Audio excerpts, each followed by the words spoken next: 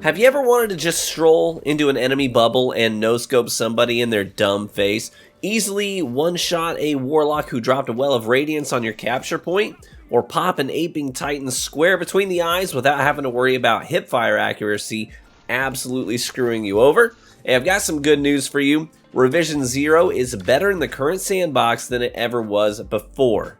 And there's something really cool about it that you should know that the mastermind at Bungie behind the weapon told me about this week.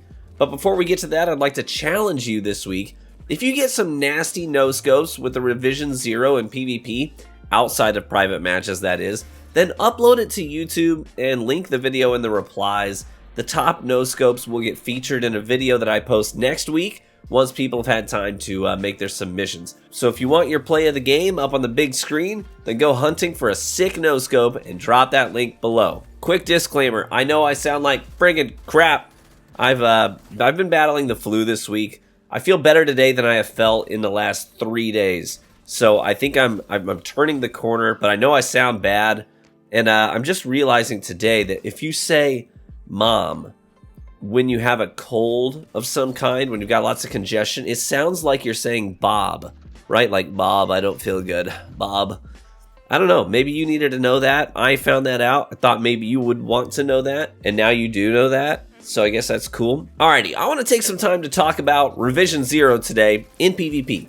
It's worth revisiting right now in PvP because of what it's capable of doing and because of how strong it is in the new PvP landscape with that easy 2-burst optimal kill in 0.73 seconds. But also the sniper rounds that you can earn on this thing that don't get enough credit.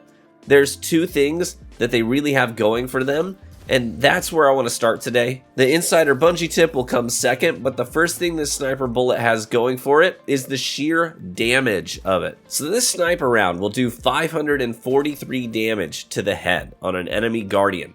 That is massive stopping power right there. That's more than any standard sniper rifle can dish out. And what's especially cool about that is that it's enough damage to drop any super in one shot. A Titan in his bubble, yep, you can do that if you pull off the shot.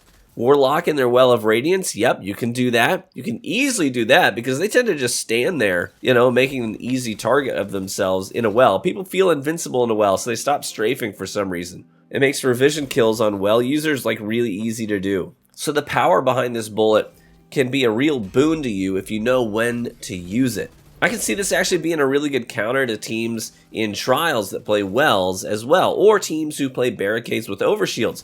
You can just charge up the sniper round by taking pot shots here and there, and then delete them with a sniper bullet the next time they peek. The second thing the sniper rounds have going for them has to do with the design philosophy and the inspiration of the gun. So Mercules, right, the man behind this weapon, he told me that when he designed the gun, he wanted it to be reminiscent of sniping in Halo Combat Evolved. He wanted that feeling from Halo 1 days. Not even scoping in, just popping people in the head straight up from the hip. This is back before Big Aim Assist, back before Bloom existed. It was simply put the reticle on the head and pull the trigger. And if your aim was good, then that sniper round is connecting. So Merc said that they intentionally gave the sniper round huge accuracy from the hip.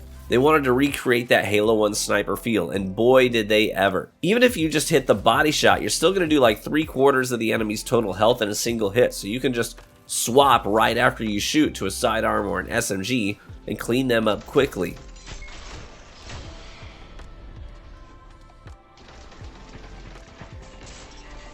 Or you could go real Halo old school and do sniper shotty and body shot with the sniper rifle from the hip, swap to the shotgun and pull the trigger real quick to clean them up. So since learning that it's got huge accuracy from the hip, I have absolutely been taking advantage of it in PvP and hitting some nasty no-scopes. It's super fun and I highly recommend that you try it. But the Revision 0 isn't just a nice sniper, it's more than that. It's also an incredible primary weapon right now in PvP.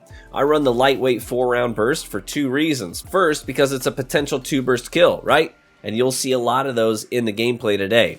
In the lightweight mode, the weapon will do 30 damage per headshot, 4 rounds per burst. That's a total of 120 damage per burst to the head. You do that twice, and you've got 240 damage, which is more than max health. Ergo, you can 2-burst enemies in just 0.73 seconds. It's pretty nasty. And speaking of nasty, Astacross posted a video a year ago in April of 2023 saying Revision 0 was going to be meta. And some folks let him know that he was wrong in the comments section because it never was. But I suggest maybe Cross was just a little early on the upload because it just might get there soon enough. So besides the 2-burst potential, I also use the 4-round burst because it charges up the sniper rounds a heck of a lot faster than the 2-round burst does. Honestly, you're a lot better off just using the 4-round burst because it already has incredible range as it is, it does plenty of damage, and it gets you sniper rounds faster. I used to prefer the 2-round burst personally, but since really leaning into the 4-round burst, now I